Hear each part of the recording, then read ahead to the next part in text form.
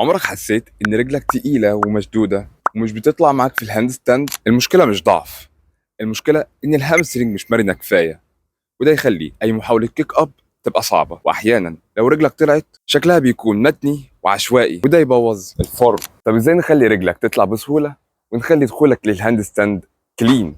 والحل مش قوة زيادة ولا محاولات اكتر، الحل شوية تمارين مرونة بسيطة لرجلك.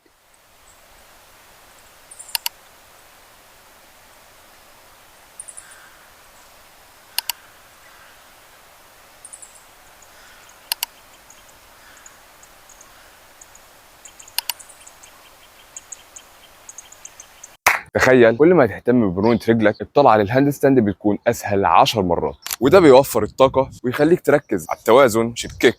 جرب التمارين دي النهاردة وشوف الفرق بنفسك. اضغط فولو عشان اللي جاي هديك المفتاح اللي يخلي توازنك ثابت مهما حصل.